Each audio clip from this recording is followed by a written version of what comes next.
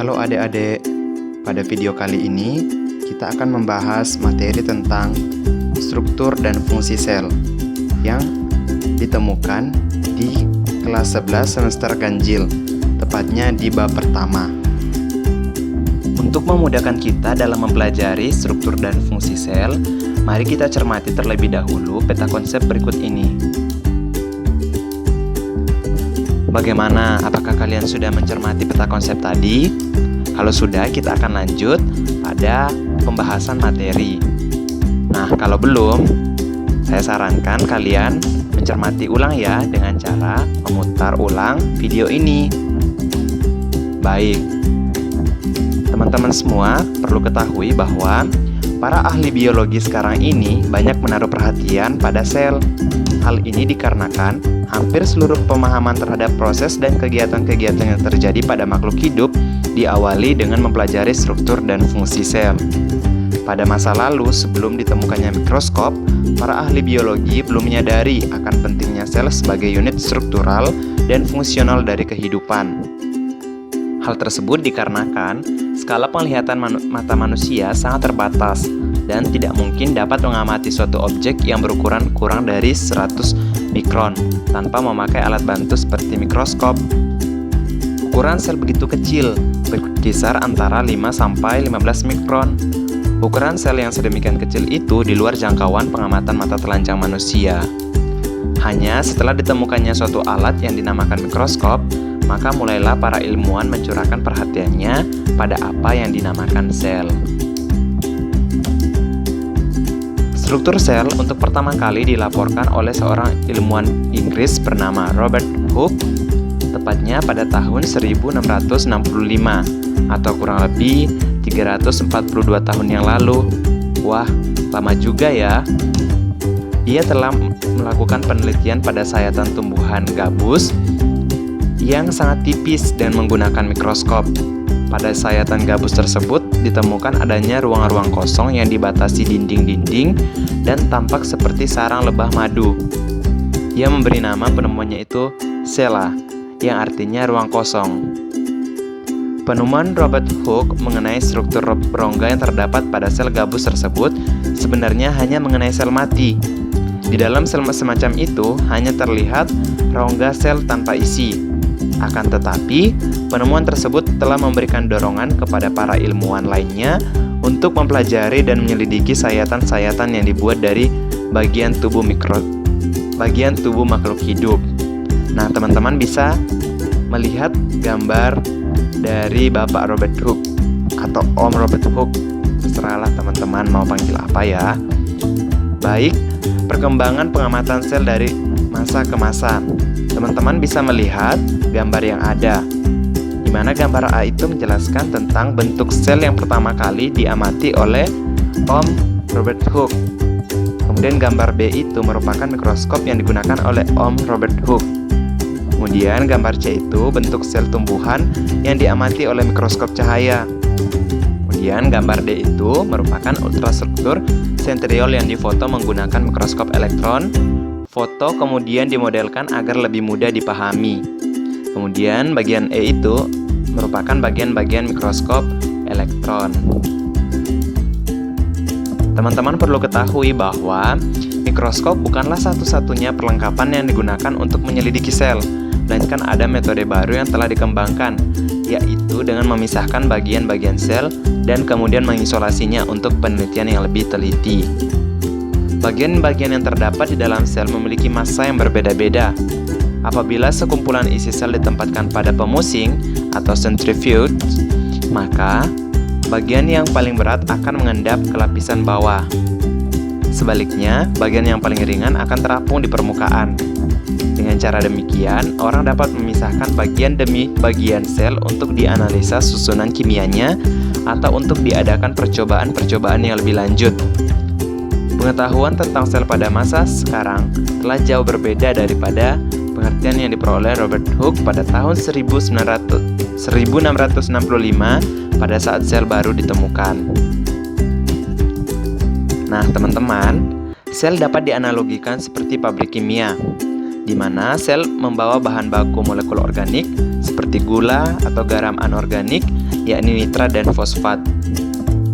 Sel menggunakan bahan baku ini untuk membentuk molekul baru, seperti protein, di mana sel dapat menggunakannya untuk kepentingannya atau mengirimkannya ke bagian tubuh lainnya.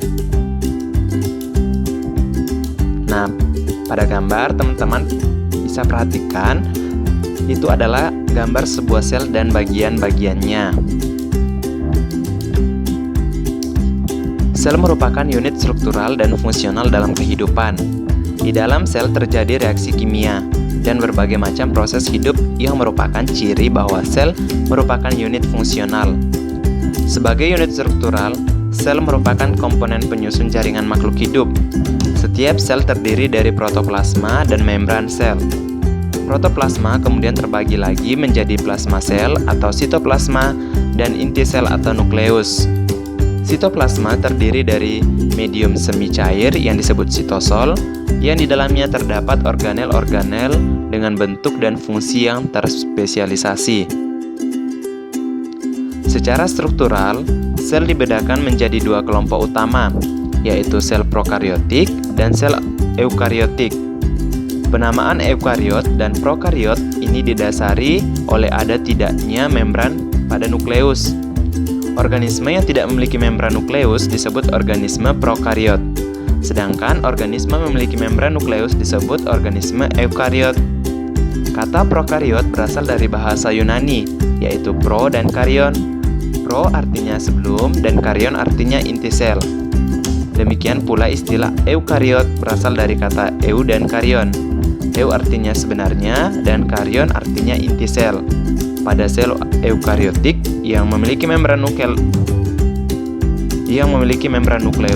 cairan dalam intinya atau nukleoplasma terpisah dengan cairan yang berada di luar nukleus atau sitoplasma. Struktur sel yang pertama adalah membran plasma. Nah, teman-teman dapat melihat struktur dari membran plasma pada gambar. Membran plasma atau membran sel pada sel hewan merupakan lapisan yang paling luar yang membatasi isi sel dengan lingkungan di sekitarnya. Sedangkan membran sel pada sel tumbuhan terdapat di antara dinding sel dengan isi sel tersebut. Fungsi utama membran plasma yaitu sebagai pengatur lalu lintas berbagai zat yang keluar dan zat yang masuk dari dan ke dalam sel secara selektif permeabel. Dengan perbesaran yang sangat kuat, dapat diketahui bahwa membran plasma terdiri dari dua lapisan. Ketebalan masing-masing lapisan antara 2,5 sampai 3,5 nanometer atau 1 nanometer sama dengan 10 sampai 5 mikrometer. Kedua lapisan itu dipisahkan oleh suatu lapisan terang setebal kurang lebih 3,5 nanometer sehingga tebal membran plasma secara keseluruhan dapat mencapai kurang lebih 10 nanometer. Membran sel atau membran plasma tersusun dari dua lapisan lipoprotein, yaitu senyawa lipida yang mengandung protein. Lipida pada membran plasma terutama berupa fosfolipida, glikolipida, dan sterol. Setiap molekul lipid terdiri dari bagian kepala berupa gliserol bersifat hidrofilik atau mampu mengikat molekul air, dan bagian ekor berupa asam lemak yang bersifat hidrofobik atau menolak molekul air. Perbandingan protein dengan lipida pada membran plasma bergantung pada spesies dan lingkungan hidupnya. Tetapi rata-rata kandungan protein berkisar antara setengah sampai 2/3 bagian dari berat kering membran plasma tersebut. Molekul protein yang terdapat pada permukaan dalam maupun permukaan luar membran plasma disebut protein ekstrinsik atau protein perifer yang sifatnya hidrofilik. Sementara itu, molekul protein yang menembus dari permukaan dalam ke permukaan luar dinamakan protein intrinsik atau protein integral. Bagian-bagian protein intrinsik yang terbenam di dalam lapisan lipida bersifat hidrofobik dan bagian yang mencuat ke permukaan cenderung bersifat hidrofilik. Adanya polisakarida yang terikat pada molekul-molekul protein membran plasma tersebut menambah sifat hidrofilik pada kedua permukaan membran plasma itu. Sifat hidrofilik pada kedua sisi membran plasma menyebabkan membran plasma bersifat selektif permeabel, sehingga ada molekul-molekul yang hanya dapat melewati membran dari luar ke dalam sel, atau hanya dapat melewati membran dari dalam keluar sel saja. Namun, ada pula molekul yang dapat melewati membran dari dalam keluar sel maupun sebaliknya. Struktur sel yang kedua adalah sitoplasma. Nah, teman-teman dapat melihat bagian dari sitoplasma pada sel makhluk hidup yang ada pada gambar. Istilah sitoplasma dipergunakan untuk menyatakan protoplasma yang terdapat di luar nukleus. Jadi, sitoplasma meliputi substansi yang berada di dalam sel, tetapi di luar nukleus. Sitoplasma ini terdiri dari matriks atau sitosol yang transparan dan sejumlah organel, yaitu struktur yang memiliki membran pemisah terhadap matriks di sekelilingnya. Bagian terbesar dari matriks ialah air dan selebihnya berupa zat-zat organik, misalnya karbohidrat, lemak, dan protein serta berbagai macam zat anorganik. Sistem koloid terdiri dari medium berupa air dan misel, yaitu partikel-partikel yang tersebar di dalamnya. Sistem ini dalam sitoplasma memiliki kekentalan yang dapat berubah dari keadaan encer atau mudah mengalir, yang disebut dengan fase sol, menjadi keadaan kental yang sulit mengalir atau fase gel. Begitu pula sebaliknya, yaitu dari fase gel menjadi fase sol. Perubahan fase ini disebabkan berubahnya kadar air dan susunan partikel-partikel di dalam sitoplasma. Struktur sel yang ketiga adalah nukleus. Teman-teman dapat mencermati dan melihat struktur dari nukleus pada gambar yang ada. Nukleus atau inti sel biasanya berbentuk bundar atau oval, terletak di sekitar bagian tengah sel. Struktur yang merupakan pusat pengendali seluruh kegiatan sel ini juga sebagai pembatas terhadap sitoplasma yang ada di sekelilingnya. Membran ini tersusun dari lipoprotein yang sama seperti membran plasma, serta memiliki pori-pori yang memungkinkan beberapa macam substansi dapat melintasinya, baik dari dalam nukleus ke sitoplasma maupun sebaliknya. Matriks di dalam nukleus disebut nukleoplasma. Di dalamnya terkandung bermacam-macam enzim yang terlarut serta kromosom dan nukleoid. Komponen utama penyusun kromosom ialah protein dasar yang disebut histon dan asam nukleot dalam bentuk asam deoksiribonukleat atau DNA. DNA merupakan substansi genetika pembawa sifat-sifat keturunan. Di dalam sel yang tidak sedang mengalami proses pembelahan, terdapat kromosom yang sangat halus dan panjang yang biasa disebut sebagai kromatin.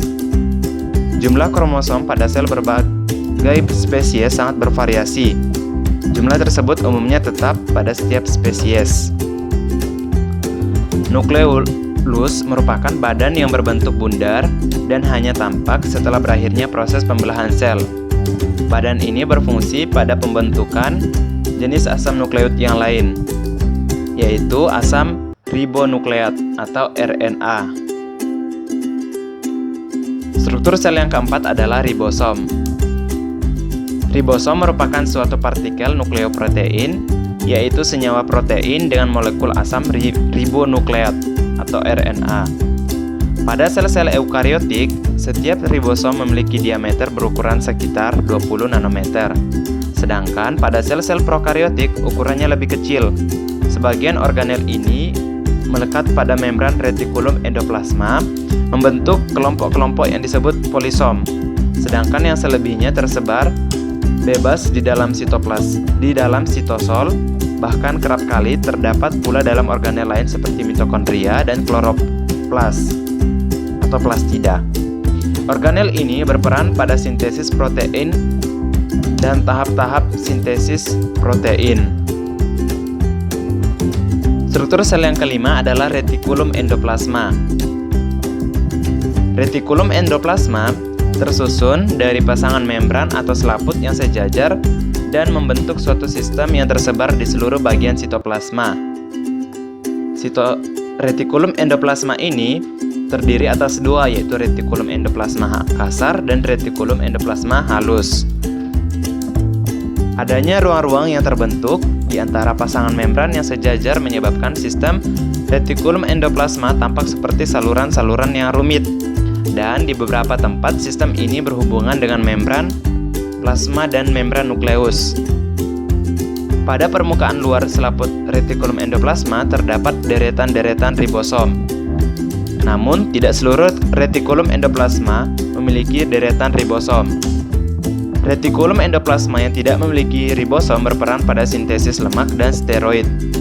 Hasil sintesis tersebut selanjutnya akan disekresikan ke dalam saluran retikulum endoplasma untuk diangkat ke bagian-bagian sel lain, yaitu ke badan Golgi, vakuola, atau dikeluarkan dari sel secara eksositosis.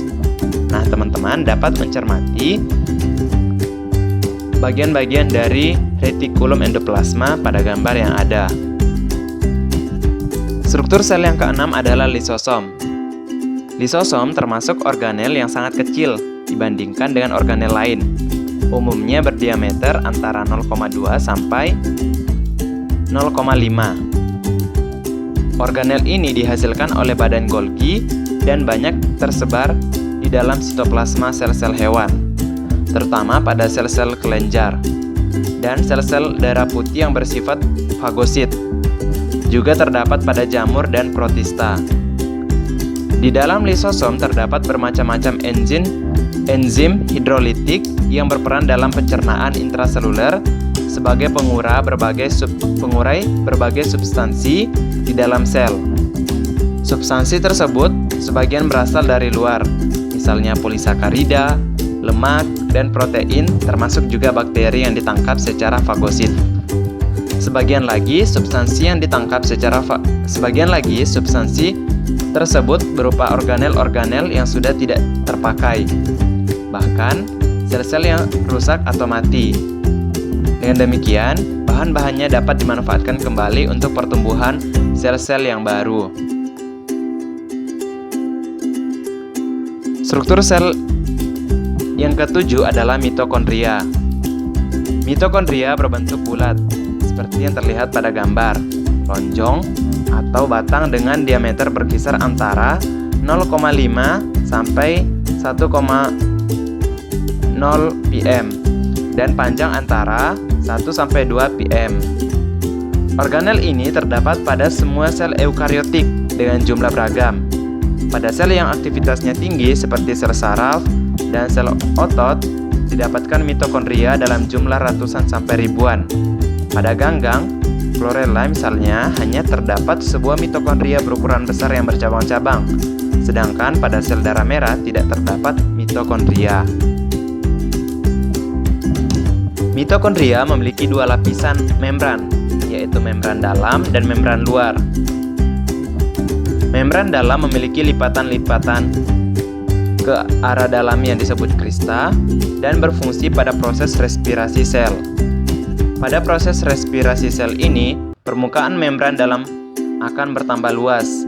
Membran dalam diselimuti oleh membran luar yang strukturnya sama dengan membran plasma dan berperan sebagai pengatur keluar masuknya zat-zat kimia dari dan ke dalam sel. Matriks dibungkus oleh membran dan mengandung DNA dan ribosom sehingga di dalam mitokondria dapat berlangsung proses sintesis protein. Namun, fungsi utama organel ini adalah sebagai tempat berlangsungnya proses respirasi sel. Di dalam matriksnya terdapat bermacam-macam enzim yang mengendalikan tahap-tahap reaksi respirasi sel. Struktur sel yang ke-8 adalah plastida. Plastida berperan dalam proses fotosintesis. Plastida adalah bagian dari sel yang bisa ditemui pada alga dan tumbuhan atau kingdom plantae. Plastida dapat dilihat dengan mikroskop cahaya biasa. Dikenal 3 jenis plastida, yaitu yang pertama adalah leukoplas, yaitu plastida jenis yang berwarna putih, berfungsi sebagai penyimpan makanan, yang terdiri atas amiloplas, berfungsi untuk menyimpan amilum, eleoplas atau lipidoplas, berfungsi untuk menyimpan lemak atau minyak, proteoplas, berfungsi untuk menyimpan protein. Kemudian Kloroplas merupakan plastida berwarna hijau yang berfungsi untuk menghasilkan klorofil dan sebagai tempat berlangsungnya fotosintesis. Kemudian kromoplas yang merupakan plastida yang mengandung pigmen, yaitu karoten warna kuning, vicocyanin biru, vicosantin coklat, dan vicoerythrin merah. Struktur sel yang ke-9 adalah sentrosom. Struktur sentrosom berbentuk bintang, seperti yang terlihat pada gambar yang ada, yang berfungsi dalam pembelahan sel baik mitosis maupun meiosis. Sentrosom bertindak sebagai benda kutub yang merupakan tempat melekatnya ujung benang gelendong pada kedua kutub tersebut. Struktur ini hanya dapat dilihat dan menggunakan mikroskop elektron.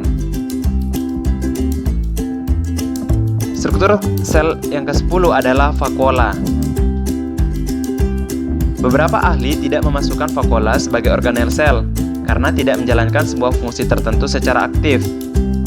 Benda ini dapat dilihat dengan mikroskop cahaya biasa.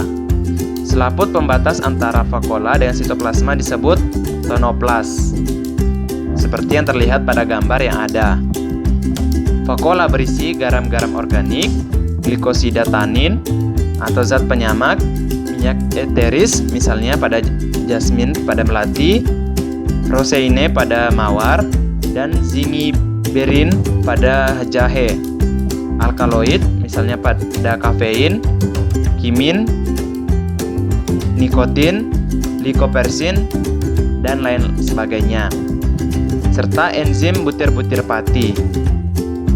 Pada beberapa spesies dikenal adanya vakuola kontraktil dan vakuola non-kontraktil. Struktur sel yang ke-11 adalah badan mikro atau peroksisom. Organel yang dibatasi oleh selapis membran ini berbentuk bulat dengan diameter berkisar antara 0,5 mm sampai 1,5 mm.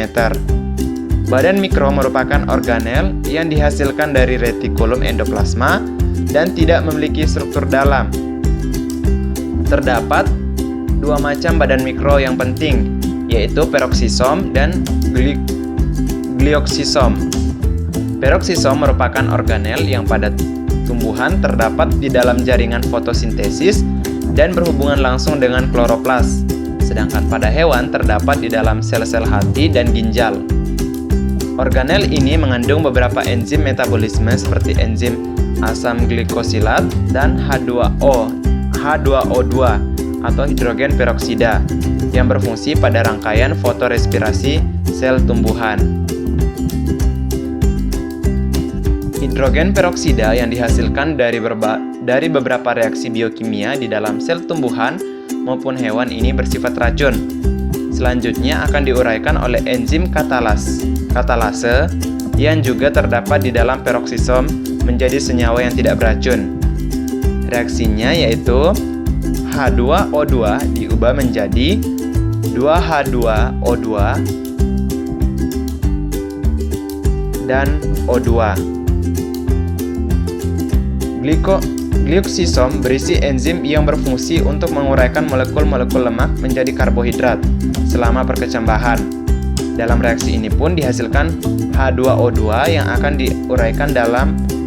akan diuraikan oleh enzim katalase.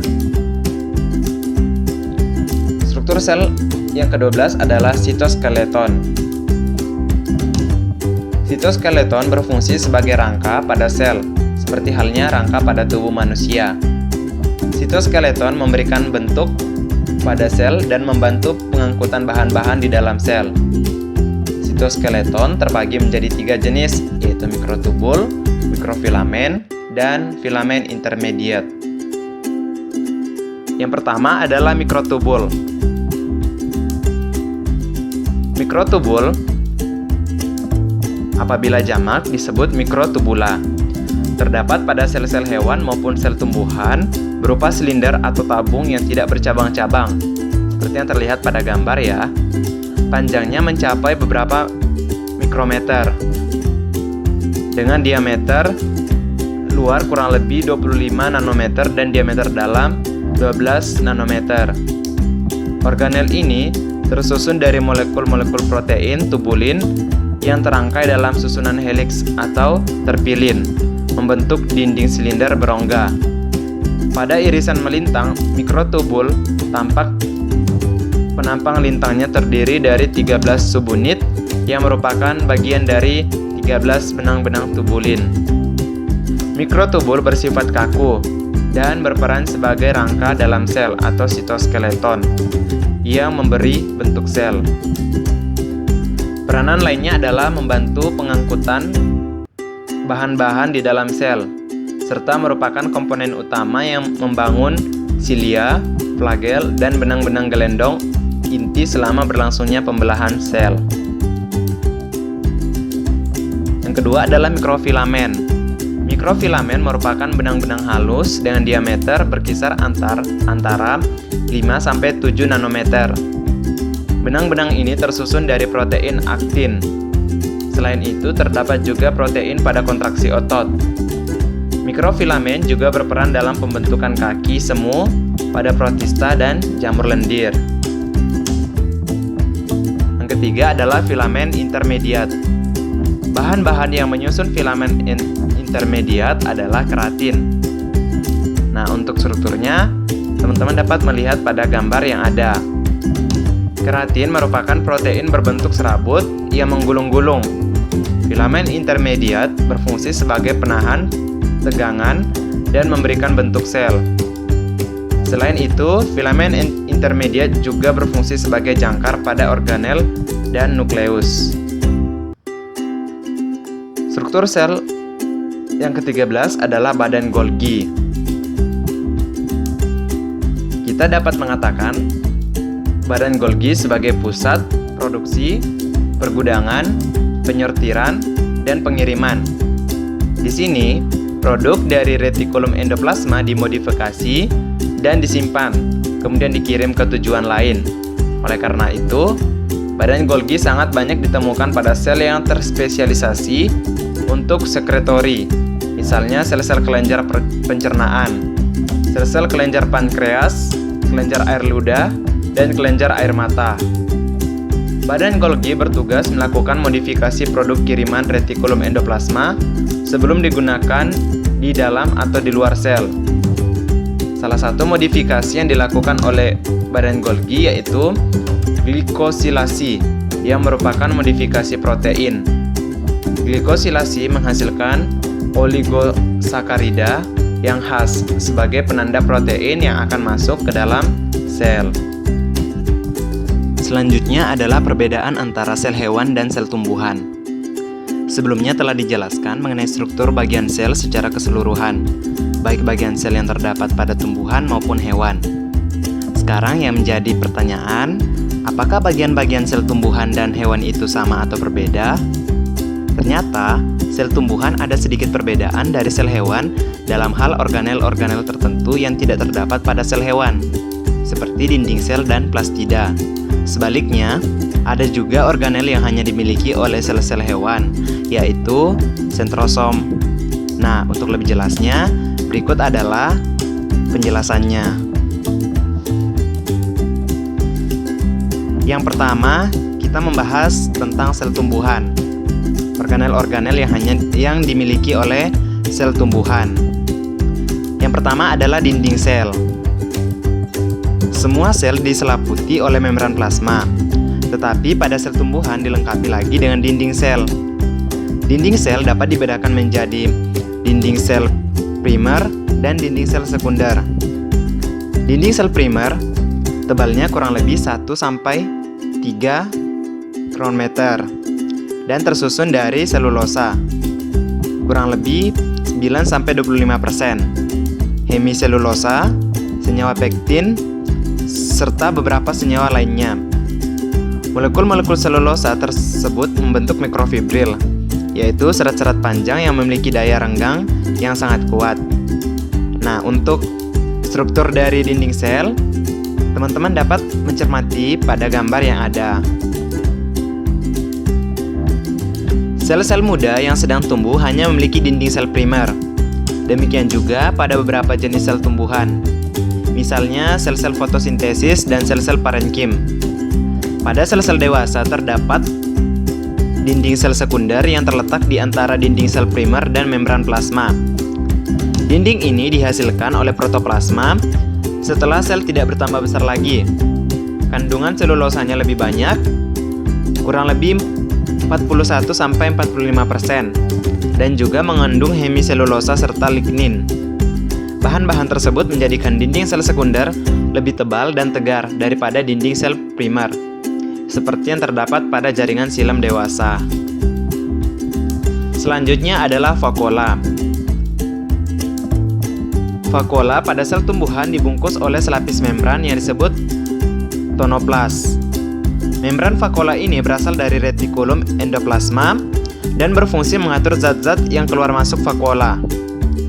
Sel dewasa biasanya hanya memiliki satu vakuola besar di bagian tengah, sedangkan pada sel muda terdapat beberapa vakuola kecil.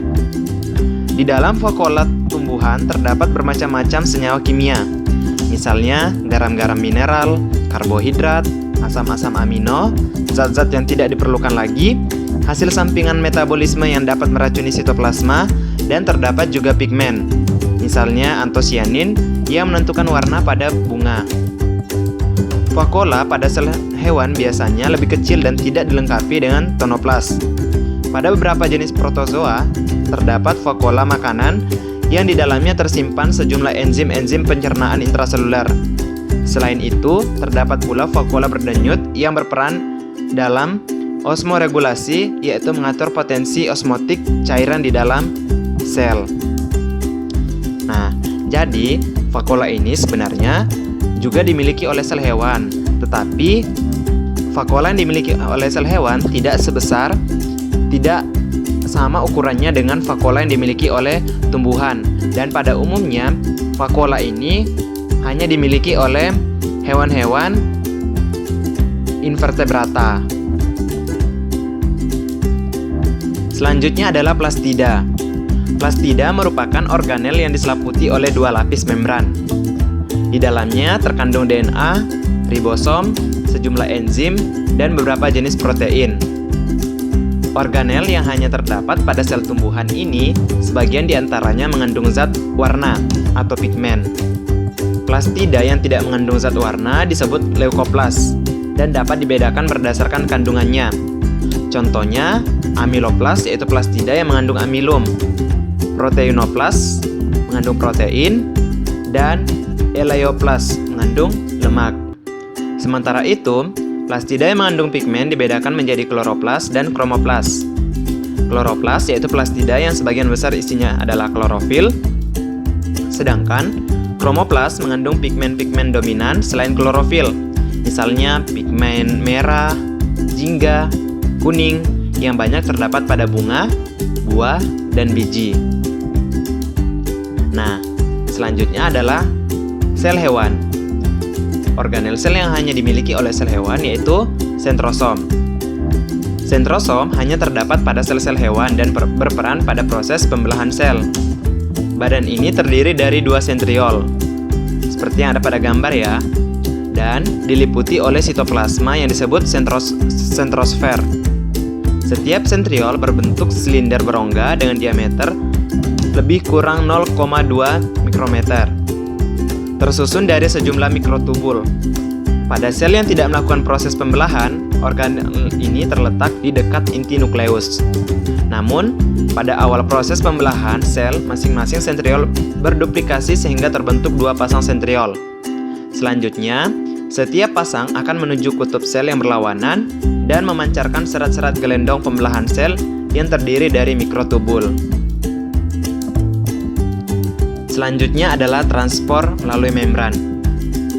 Bermacam-macam organel atau benda-benda hidup sel yang terdapat di dalam sitoplasma memiliki membran yang strukturnya sama dengan struktur membran plasma.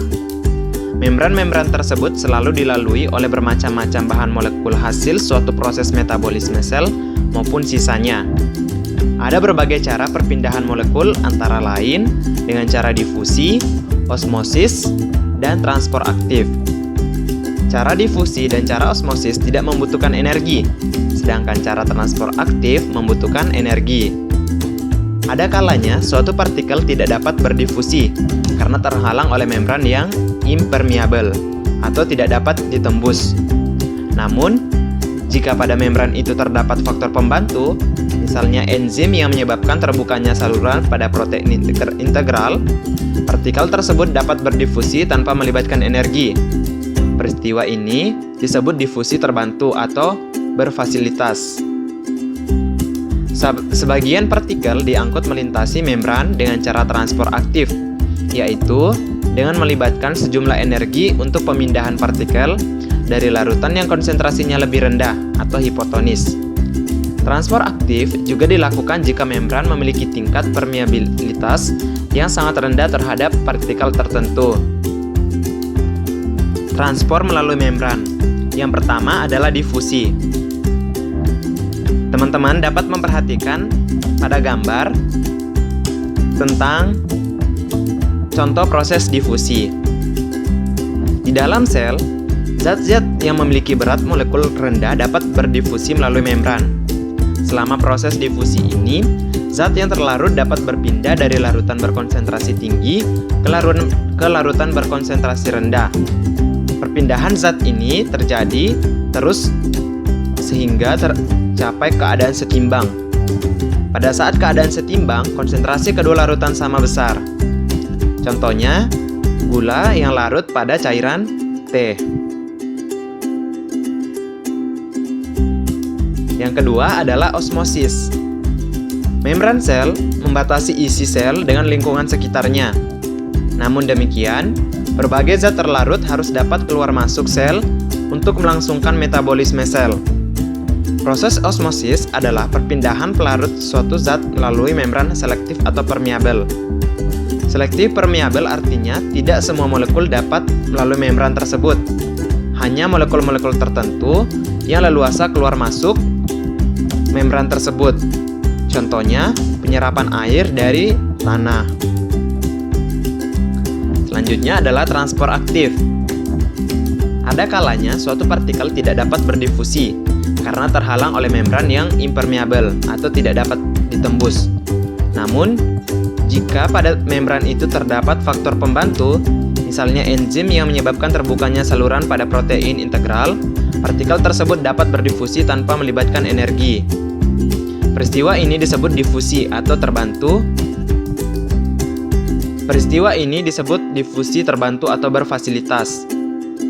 Sebagian partikel diangkut melintasi membran dengan cara transport aktif, yaitu dengan melibatkan sejumlah energi untuk pemindahan partikel dari larutan yang konsentrasinya lebih rendah atau hipotonis. Transport aktif juga dilakukan jika membran memiliki tingkat permeabilitas yang sangat rendah terhadap partikel tertentu. Dalam transport aktif terjadi proses endositosis yang terdiri atas dua bentuk, yaitu fagositosis dan pinositosis. Fagositosis berasal dari kata fago, artinya makan karena menunjukkan seolah-olah sel sedang makan. Pada proses fagositosis terjadi tonjolan sitoplasma yang disebut pseudopodia, menyelubungi suatu zat padat di luar sel. Pada suatu zat tersebut akan terbentuk membran yang terlepas dari membran plasma membentuk suatu kantong, disebut fagositik vakuola. Berbeda dengan fagositosis, pada proses pinositosis tidak terbentuk tonjolan protoplasma, tetapi cairan seolah-olah tertarik oleh membran. Kemudian membran melakukan invaginasi atau melekuk ke bawah. Selanjutnya, terlepas dari membran sel sehingga terbentuk satu vakuola. Zat yang terlibat dalam proses pinositosis biasanya berupa zat cair. Peristiwa fagositosis misalnya terjadi pada sel darah putih terhadap bakteri atau penghancuran eritrosit tua dalam hati, limpa, dan sumsum merah oleh sel-sel retikuloendotelial. Pinositosis umumnya terjadi pada sel leukosit, ginjal, epitelium usus, makrofag hati, dan sel akar tumbuhan. kata Najwa Shihab, hanya pendidikan yang bisa menyelamatkan masa depan. Tanpa pendidikan, Indonesia tak mungkin bertahan. Oleh sebab itu, teman-teman perlu banyak belajar, tetap semangat, dan pantang menyerah. Semangat untuk kita semua.